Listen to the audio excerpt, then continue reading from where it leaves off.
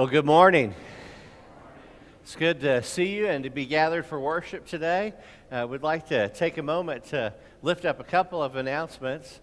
The first of which is, I think as most of you know, Laverne Powell passed away.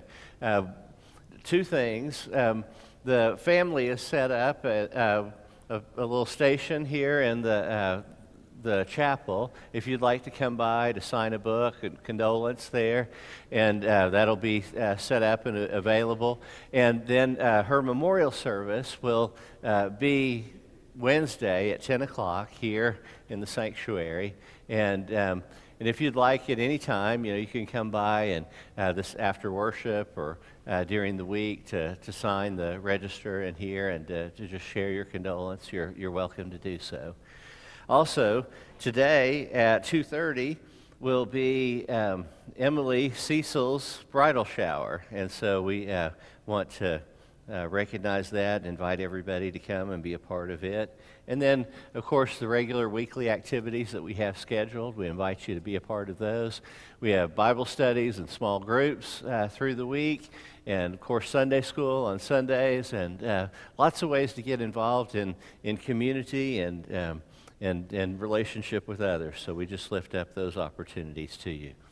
Of course, we know on our hearts and our minds, particularly the state of Florida and the effects of the hurricane there. So we just are mindful of that.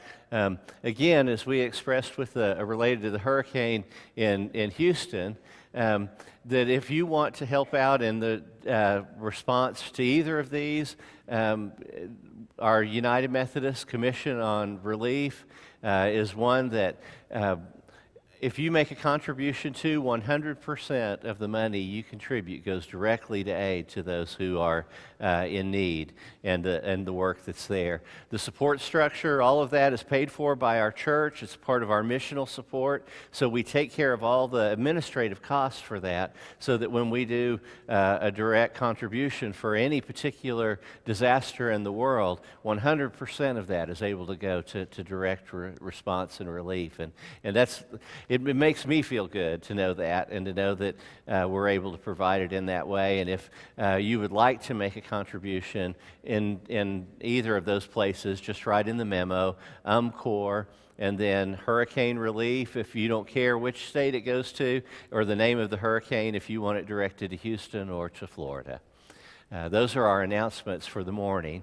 So as we move from our busyness of the church and church life, we come to our primary task, and that is to bring worship to God. Let us open our hearts, our minds, our spirits to the community and to God's presence with us as we worship God together. Would you please stand and join me in singing our hymn of praise, Soldiers of Christ Arise.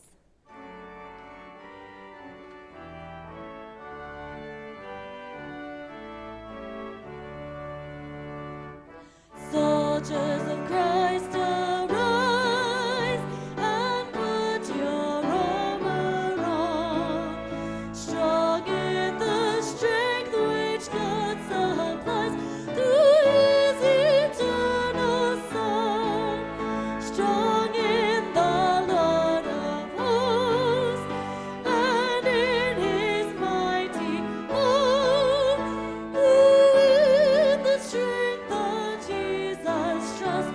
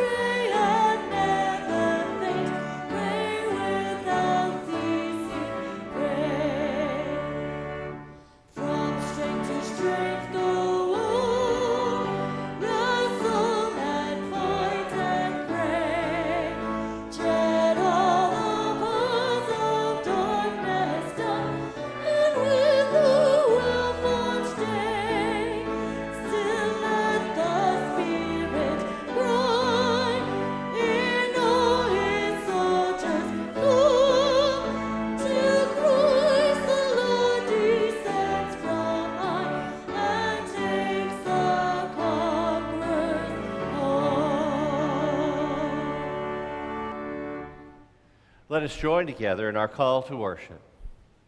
Gracious God, when you breathed into us the breath of life, you gave us a purpose for living.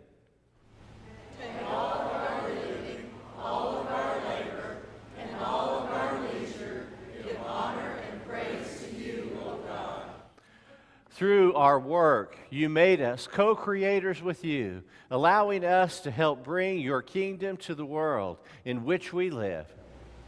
May all of our living, all of our labor, and all of our leisure give honor and praise to you, O God.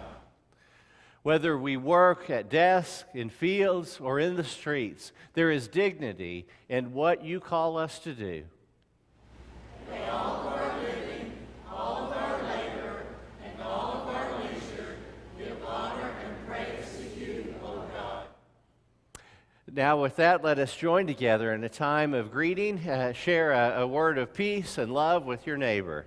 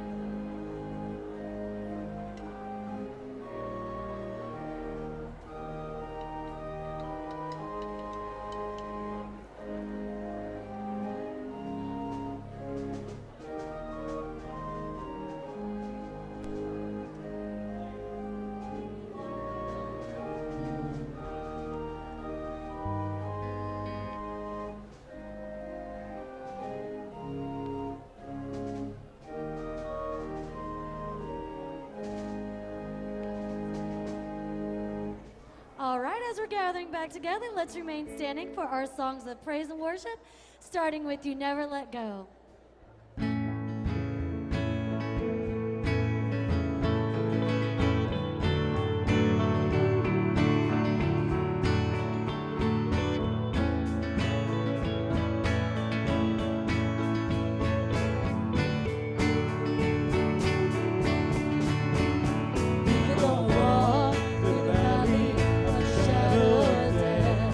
Your perfect love is casting out fear.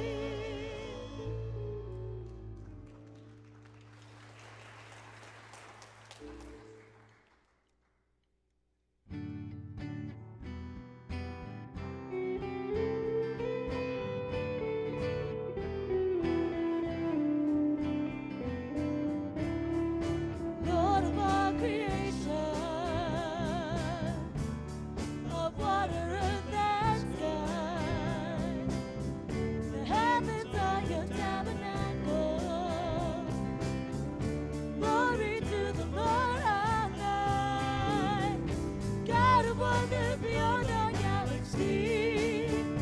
You are holy, holy. The universe declares your majesty. You are holy, holy, Lord of heaven and earth, Lord of heaven and earth. Early in the morning, I will celebrate the light. When I stumbled in the darkness, I will call your name by night. God of wonder beyond our galaxy, you are holy, holy. The universe declares your majesty. You are holy, holy, Lord of heaven and earth, Lord of heaven and earth. Hallelujah to the Lord of heaven and earth. Hallelujah to the Lord of heaven and earth. Hallelujah to the Lord of heaven and earth.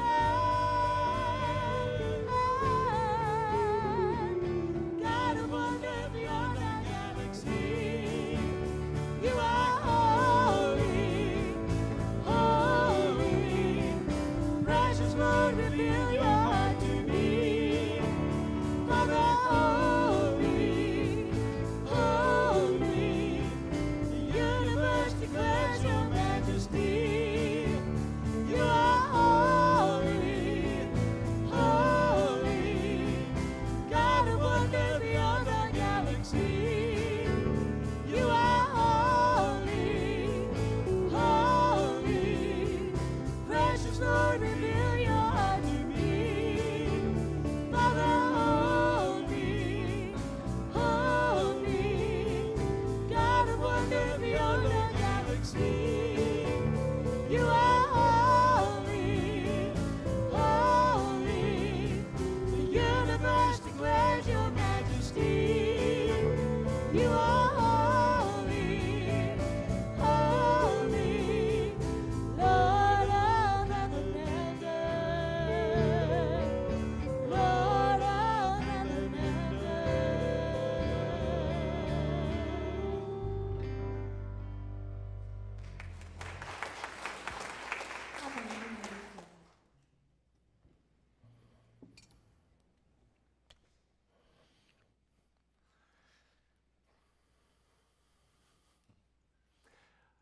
Our video this morning, we've over the last several weeks, we focused on videos that have talked about people taking their faith into their work life and into their day-to-day experience in ways that I hope are inspiring to you about how you do business, how you practice your walk in your daily life.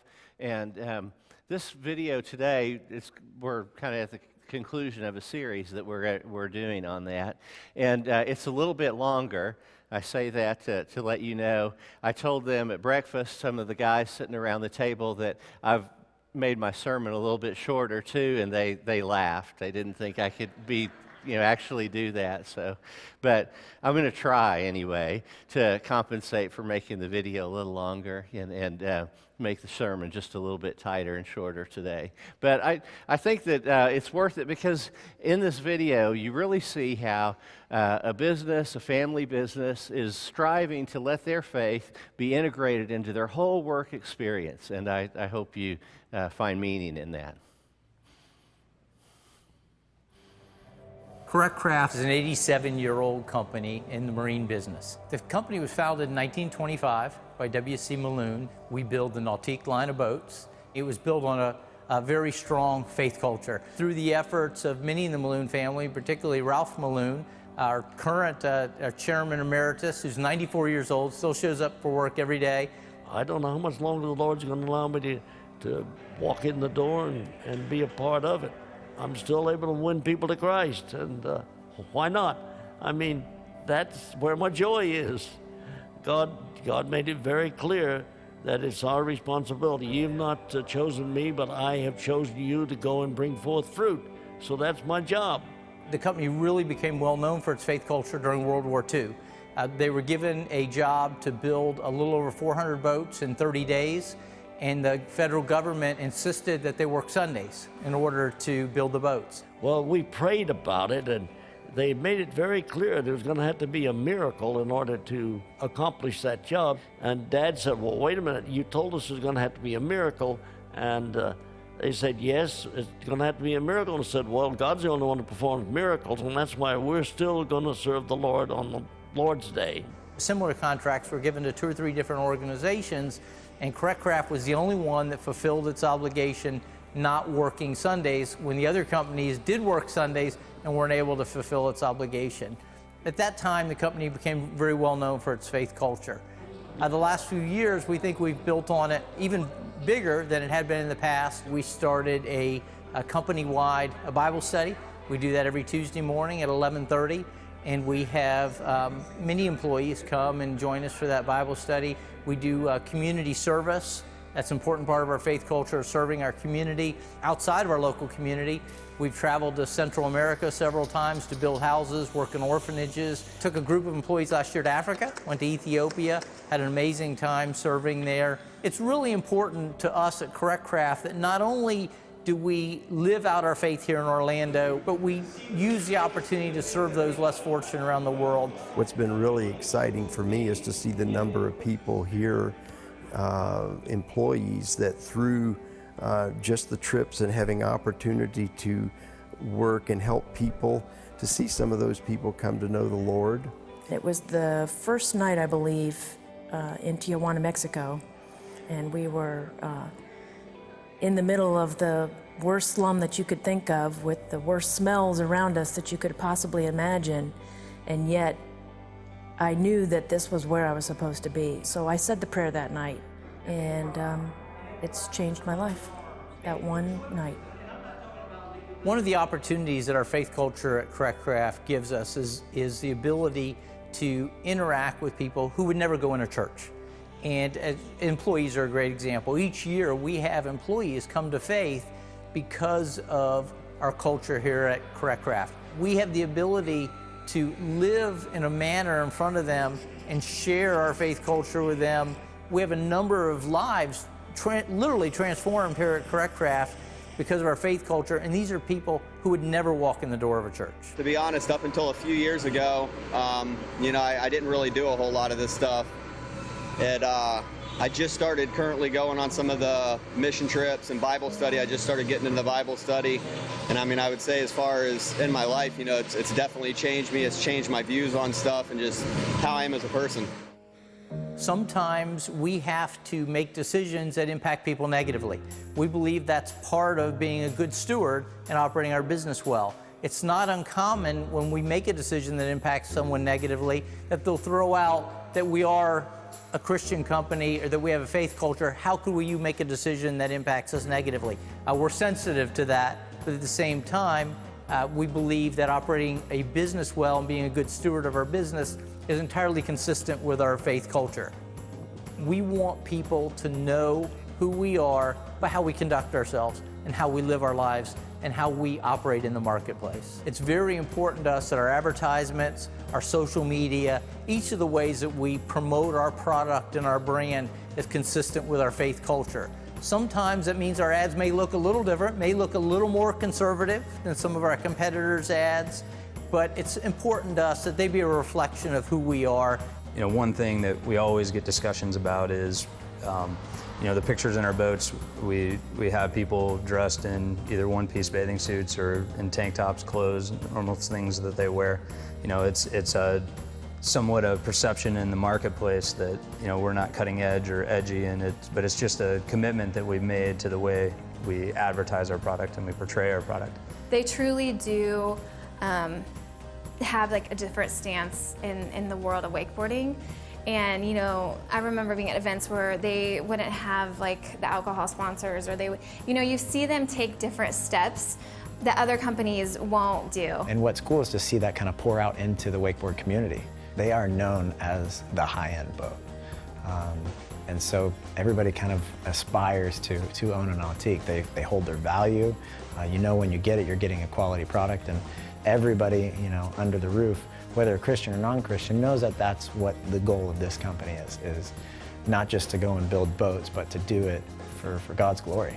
If it hadn't have been for R.G. Letourneau, we'd have never met all these other Christian businessmen. You just learn from businessmen how you better perform and how you better act in the world if you're going to win people to Christ.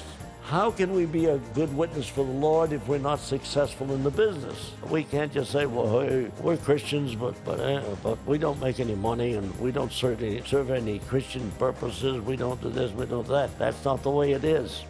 Craft's mission statement is building boats for the glory of God. It's very short, it's to the point, it captures who we are, and we just want to remind people that we have a higher mission. And it's important to us to know that we want to take care of our families, we want to build the world's best boats, but at the same time, we have a higher mission. We want to glorify God in what we do, and that drives everything that we do here at Craft.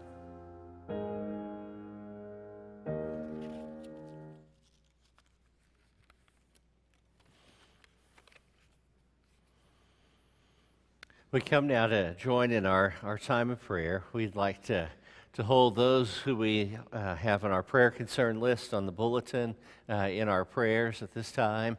We want to, as well, if there are any others that you would like to have added to that list, if you would write their name down and later at the offering time to put those names in the offering plate, and we'll add them to our prayer concern list. But we want to lift up those people that we bear in our hearts that we know that we may not necessarily lift up, but we bring them to God, and God hears our prayer. So let us now join together in a time of prayer. Oh God, you are an intimate friend to us. You have known us through the long seasons of our life, and you have heard our prayers through such times. God, let it be more than just a time of prayer because we feel like it, but let our whole life be lived in a prayerful manner, constantly aware of your presence, walking with us day to day. Help us to pray beyond the times when we are most in need, when we have a tangible request. But let our life indeed be lived knowing that you are our companion and walk each step of the way. Give us a devotion to prayer and a sensitivity to the Spirit as it prays with us. Let us have a bond within us that allows us to grow stronger in you. May stillness in your presence be like a warm embrace. Strengthen our commitment to our prayer and our ongoing life with you. God, we know that you hear our prayer, that we pour ourselves out to you, and so in this moment we are brimming with gratitude for your constant presence. We give thanks for those who have walked this journey with us, and we celebrate their life today. We give thanks to you for those companions who we have on this journey now that we are able to rely upon and lean upon, and who are there as your hands of strength. We offer up this prayer to you in the strong name of Jesus, who taught us to pray.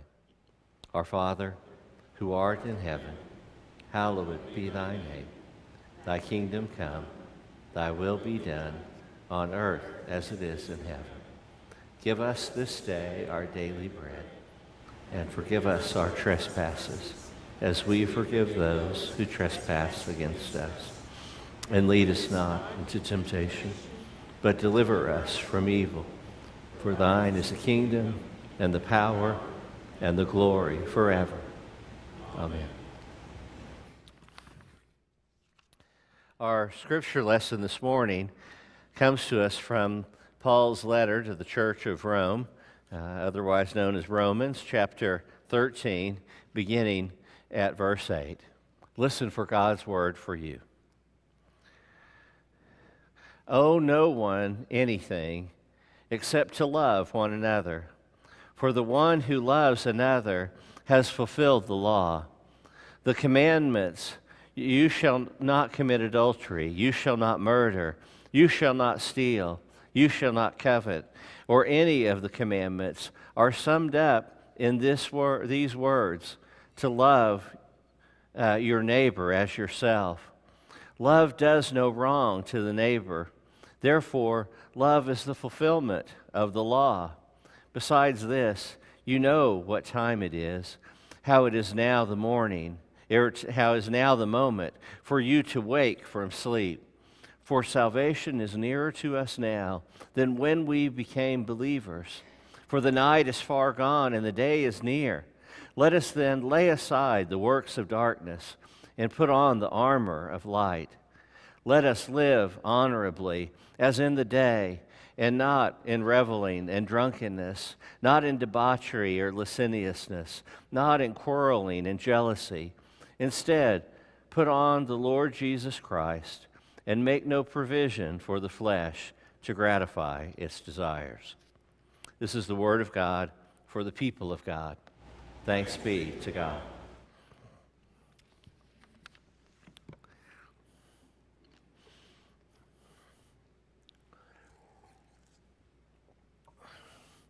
I don't know if how familiar you are with Tony Campolo, but he's a Christian teacher, Christian pastor, leader, and Tony is a rather outgoing, boisterous person.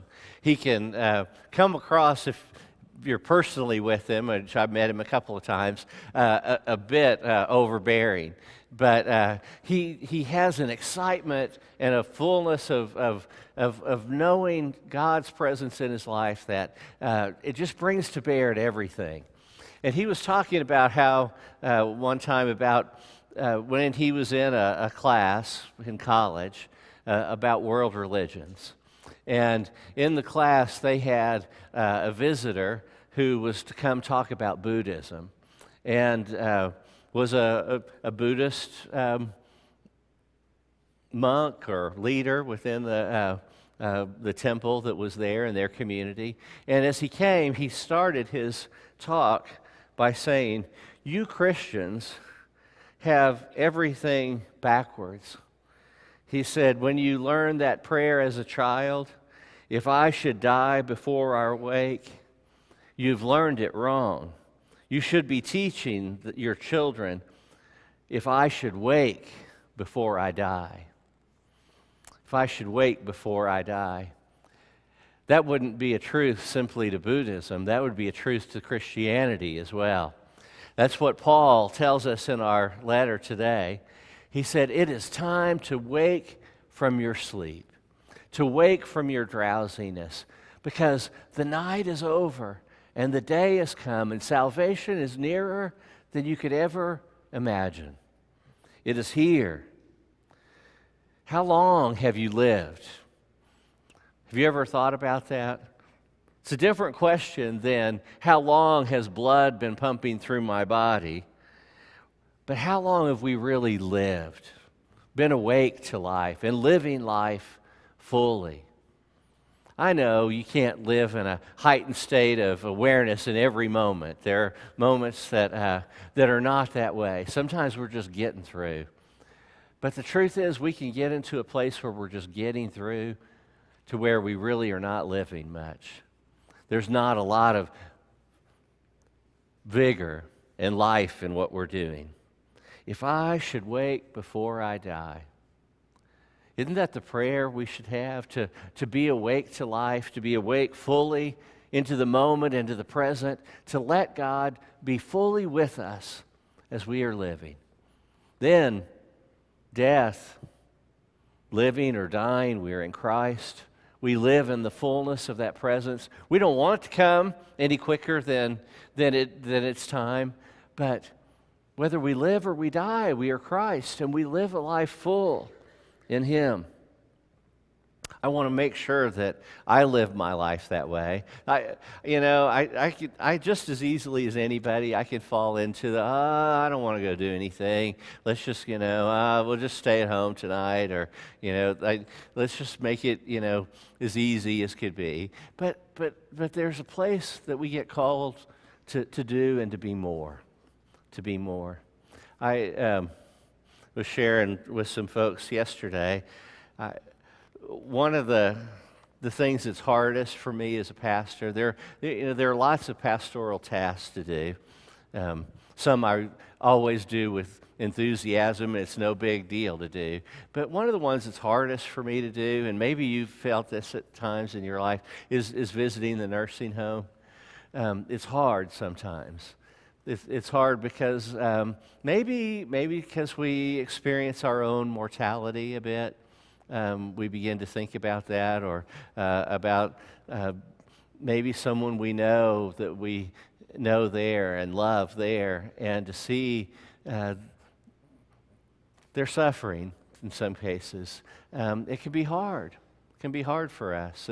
It can be one of those things. And honestly, if I make the list of things that I need to do during the course of the day, and I start with those that I put at the top of the list, almost always that would be one I would put toward the bottom. And if I don't make it there, I'll put it on the list for the next day, and I'll try to get to it the next day. You know those kinds of things. They're hard to do. But sometimes we miss out on a great deal by having such an attitude about things. Years ago, I was at a church in Pawnee, and the UMW had a practice the last Friday of every month. They would go to the nursing home, and they would take cake and punch and celebrate the birthdays of everybody in the nursing home that day. And if I made myself in a disciplined way participate with the UMW in going to do that, it helped me to be engaged in the way that I felt like I was supposed to be, but not the way I necessarily wanted in my heart to be. And I know for many of the women in the UMW that it was that way. They did it because they felt a need to do it, not because it always brought them joy to do it. It was a hard thing in many ways. But we went one day, and there was a young woman who was there. Most of the people there were 70 or older, but there was a young woman who was in her 30s. And she didn't have full control of her body anymore. She couldn't walk. She was in a walker. She could move herself along with her feet and with I say a walker. It was a wheelchair, and she could push herself along as she needed. But it took a long time to get someplace, and she would. It was over at the table, and she couldn't speak as well because she had lost a lot of the motor function in her face as well. What I learned was she had been a teacher, and had been in a car accident, and that mentally she was fully there, but her body was not able to function in the way that she had in the past. And I was sitting down there with her and was talking to her. Sherry was her name, and I would ask something, and she would answer. And sometimes I could understand what her answer was. Sometimes I couldn't. And as we were visiting, we celebrated. We sang "Happy Birthday" to the people who had their birthday, and she couldn't serve herself, and so I took the fork and I started to cut a piece of the cake to give to her, and was just about to give it to her whenever the nurse came over and said, "Oh no, she has to have milk poured on her cake because she can't swallow it unless it has the moisture in it." And as I said, okay, and as I'm doing that, Sherry, she begins to bang on the table. She can't say anything, but she demands attention. Because it was and I didn't realize it until that moment.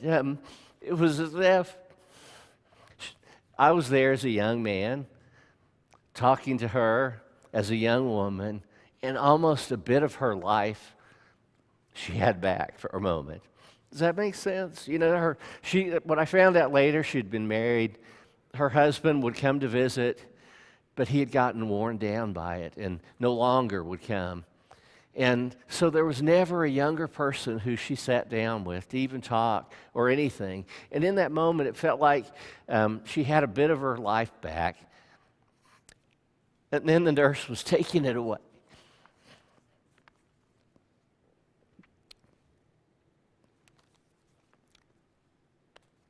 Sometimes I think we miss out on many of the real joys of life because we've decided we're just going to pass through and not take the time to really open ourselves up to God's presence in our life and working through moments that we live through.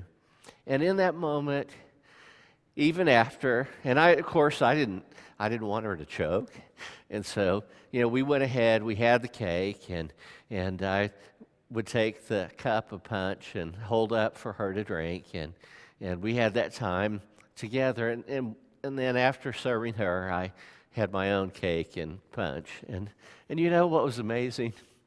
It seemed as if that it tasted like bread and wine. God gives us holy moments in our lives if we will open ourselves up to Him to begin to see that life is so much more than we often shut out. And we push it to the edges and we just kind of trot our way through. Another day done, over, okay, now let's get the next one over. Okay, that week's behind us, and now let's move on to the next. And we just kind of move through the cycle and the pattern. But are we truly living? Are we truly living? Because God is there. God is available to us if we just step into His presence and open our heart and our mind to being a part of it. I say that whenever we move from our announcements to worship. Let us open our hearts and minds to God's presence with us. It's a very simple thing to say, but it's the difference between sitting in worship for an hour, checking our watch to see if it's time, and then it being done, or having our life open and God revealing truth about who we are and about who God has called us to be most fully in our lives. After I'd been a pastor for a couple of years, and the days whenever I started, you would be ordained a deacon, and you would serve, and then after, you'd be on probation. That's what I was on. In those days, we called it on probation. I was a probationary pastor. And then after that, then was ordained an elder, and then fully a pastor. I didn't have to go check in with the Board of Ordained Ministry every year. They let me loose after that. Now, they call it residency. But back in Don and Charles's day, they were on trial. So, I was on they were on trial. I was on probation. Now they're in residency. So we softened it up a bit. But the time came for my ordination as an elder, and the person that you get to ask two pastors to, along with the bishop, lay hands on you at your ordination. And one of the guys that I'd ask had been someone I'd known since I was a youth in camps, and he'd been a part of my life through that time. We had a close relationship with one another, and he said, you know what I'd like you to do? And he said, this may sound crazy, but let's go just a weekend before. Let's go or a couple of days. We didn't go on the weekend because we were pastors, so we did it like on a Thursday, Friday. We went up to Boise City, and we went up to stay, and we're out at Black Mesa. He had been appointed out there years before, and while he was there, he said, he'd gone through a divorce in his life. He'd spent a lot of time alone, and he'd learned that there were certain places where they'd found dinosaurs out in the Black Mesa area, and so he began looking himself. And the 2 weeks before he moved away from there, when he was looking, he found a dinosaur, and and he had gone and excavated it, and it's now at OU in one of those drawers, along with lots of others, I guess. But he said, let's go out there and just kind of, we'll spend some time out there. And so we went to the site where he had dug, and it's interesting because it's at the foot of these mesas, and there's a green layer that you can see if you go out there sometime, and you see this kind of green layer that's in it.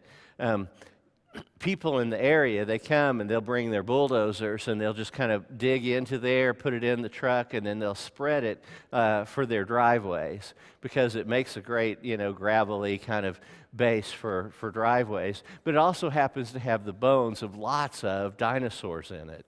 And so we went into this area. There'd just kind of, some people been digging in, and we kind of began to work at it.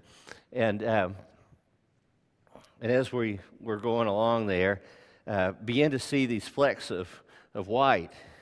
And, so we began to pull them out. And he was he said, he said now he can spot them, but it took a long time. And even now, it's hard to even find a good-sized piece. And I found this section which must have been a rib, I guess, of something. But I just found these 3 or 4 pieces that all were kind of in line, matched up together, but broken apart. Began to pull it out, and it's kind of fascinating that as you do so, it's incredibly fragile. I mean, it just kind of almost will powder up in your hand as you pull it out. But once it kind of dries, it hardens and settles. Still somewhat fragile, but you can see clearly the outside of the bone, the marrow, kind of the structure within it. This creature that had lived, they tell us, Triassic period, 150 million years ago, maybe. 150 million years. Isn't that amazing? To think this creature that had crawled, what we know about it, it was a really marshy area, probably something like a crocodile. They call it a phytosaur, is probably what this creature this bone came from. As I was in that moment, you hold this bone of a creature that lived that long ago, you think, man, Scripture tells us, Psalms, that we have 70 years, perhaps 80 if we're strong. If we have more than that, just count it as blessing and gravy. If you have more than 80 years in your life, celebrate it and live it. Know that you've been given a bonus, because Scripture says we get 70 or 80 years. So you're on extra time. Just be happy about it. Live with joy. But we get such a brief moment. This creature that was lived so long ago, its life perhaps not any longer than ours. Like a whisper. Just snap, gone in comparison to that place and that time. One can look at that and think, oh, how can there be a God? How can there be, so many millions of years and all that? Or one can look at it and in the absolute smallness, so small, we are so small and compared to the scope of it. And yet, at the same time, so loved and so valued by God. For me, it was one of those, like a whirlwind that everything just kind of stopped. And in the moment, nothing else was except being there in God's presence. And so small and yet so valued. All of us, every one of us, children of God, blessed by God, known by God. And yet, our place in this whole big system is so small. Will we ever find that we'll live before we die? E.M. Forrester says that such moments of ecstasy, that ecstasy does not last, but it cuts a channel for something that is lasting. We have those moments in our lives that bring us an ecstatic moment of clarity where God speaks to us and shows us who we are, and we can't live in that state. Ecstasy does not last, but it cuts a channel for that which is lasting. And that is what we want to give our life to. That's where we want to live. It's where we want to be, fully alive, fully present, letting God be at work in who we are, changing us day by day. Those moments are what Jesus must have been talking about whenever he said to Nicodemus, who came to him at night, and he said, how are these things, he asked Jesus, how are these things true? And he says, you have to be born anew. It's like being a child again. It's like being given a second gift of naivete, just to be able to be in that joyous presence before God. There's a story about a man and his daughter. I don't know if this is actually going to be shorter. Maybe it will be. There's a story about a man and his daughter in the house, and storms going on outside. Lightning is flashing, and the little girl is standing up against the window, just as close as she can get. And the dad asks her, "What are you doing?" And she said, "I think God is trying to take my picture." Isn't that amazing? I mean, in that to see and to feel that God is so valuing you that he's trying to take your picture. That's the kind of care God has for us. But we often don't live in that kind of a world. We don't live that way in our lives. When we allow that ecstatic moment to come through and break through and tell us who we are, and we try to hold that value in our life, we live it every day with that kind of commitment. It cuts a channel, and it cuts a pattern for who we are and how we live. And people see it, they recognize it in who we are, and they recognize it in how we live. Now is the moment, Paul says, for us to wake from sleep, for the night is far gone, and the day is near. Don't be dulled by the night of this world, but live by the light of Christ that is present for us. Let your life be fully awake. Because when Paul's talking about it, he's saying that God is present to us now. The day is present. Night has gone. It's time to live. It's time to put sleep aside. It's time for the church to be fully awake and fully alive. There's a person talking about a friend and said, he has a terrible memory. The other says, what, he can't remember anything? He says, no, it's the opposite. He remembers everything. Some things we just need to let go. Let it go. Put it aside and be present to the truth that Christ calls us to. Every moment of life we have an opportunity to choose what direction we want to live. We can either let the force of life just continue to push us along the same path. It's the path of least resistance. Most of us follow it most of the time. Or we can choose to be open to the moment and ask God, where do you want me to be going? What do you want me to do in this moment? And open yourself up to the possibilities that God holds before you. Let us all wake before we sleep. Let us wake before we die so that we can live in the fullness of Christ. Amen. Would you please stand and join me in singing our hymn of response, The Gift of Love?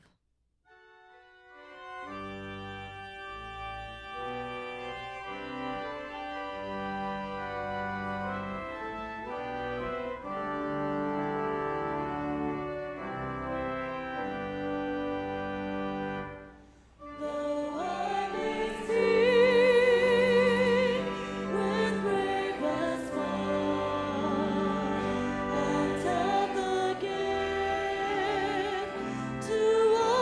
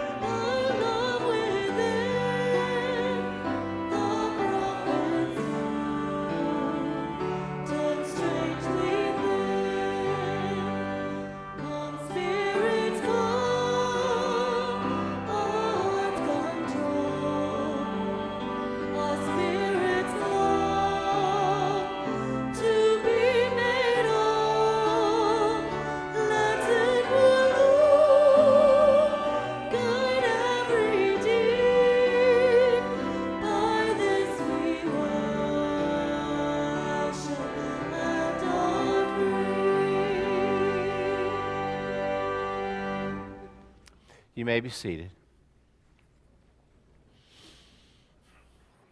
Indeed, we realize that life is a gift to us from God. It's a gift that we get to live fully and share with one another. And that as a part of this gift, it's not just given for our own enjoyment, but it's given that we might share of ourselves, that we share our gifts with each other and through the community. Now comes an opportunity for us in the offering to be able to share a bit of what God has given to us back to the ministry of the church, to God. Let us prepare ourselves now for the morning offering.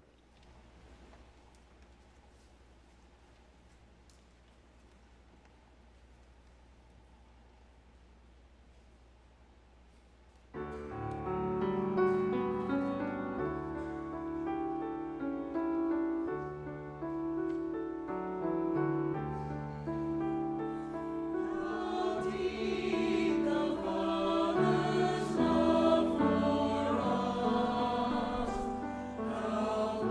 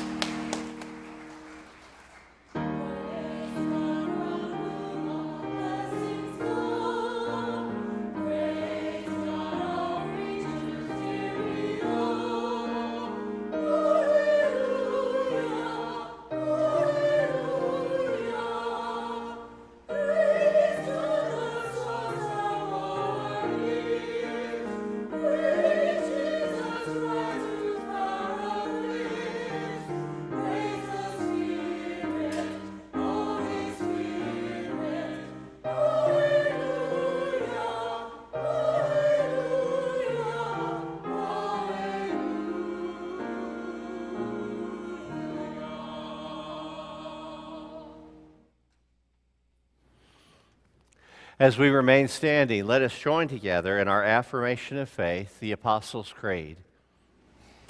I believe in God, the Father Almighty, maker of heaven and earth, and in Jesus Christ, his only Son, our Lord, who was conceived by the Holy Spirit, born of the Virgin Mary, suffered under Pontius Pilate, was crucified, dead, and buried. The third day he rose from the dead. He ascended into heaven and sitteth at the right hand of God the Father Almighty, and thence shall come to judge the quick and the dead. I believe in the Holy Spirit, the holy Catholic Church, the communion of saints, the forgiveness of sins, the resurrection of the body, and the life everlasting. Amen. Remain standing for our song of sending forth, Mighty to Save.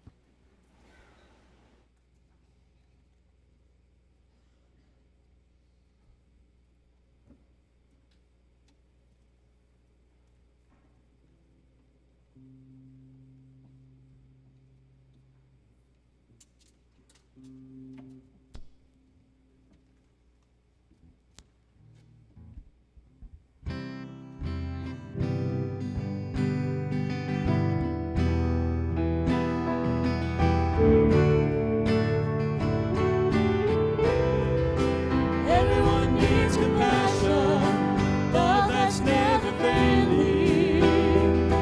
Let mercy fall on me. Everyone needs forgiveness, the kindness of the Savior, the hope of nations.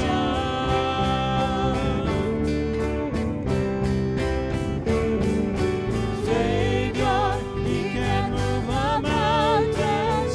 My God is mighty to save. He is mighty to save. Forever, author of salvation. He rose and conquered the grave. Jesus conquered the grave.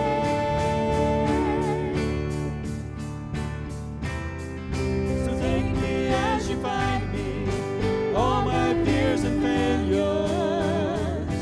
Come fill my life again. I give my life to follow everything I believe in.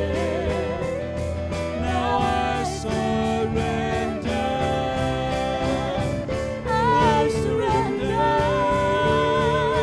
Savior, He can move the mountains. My God is mighty to save. He is mighty to save. Forever, author of salvation. He rose and conquered the grave. Jesus conquered the grave. Shine your light and let the whole world see. We're singing for the glory of the risen King. Jesus, shine your light and let the whole world see. We're singing for the glory of the risen King. Savior, He can move a mountain. My God is mighty to save. He is mighty to save. Forever, author of salvation. He rose and conquered the grave. Jesus conquered the grave. Shine your light and let the whole world see.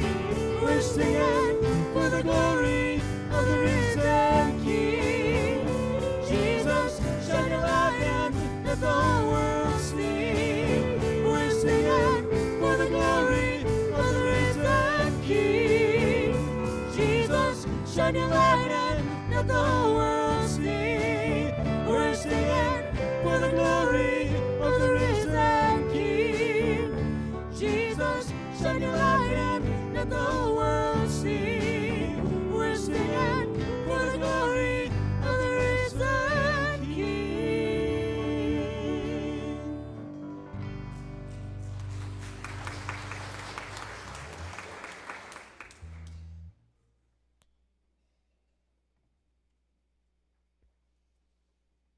join together in our sending forth.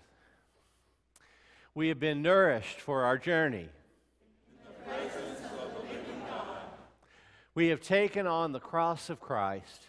In the presence of the living God. Now lead us, guide us, defend us. As we go into your world. In your name and for your sake. O living, loving God, we are serving. In the presence of the living God.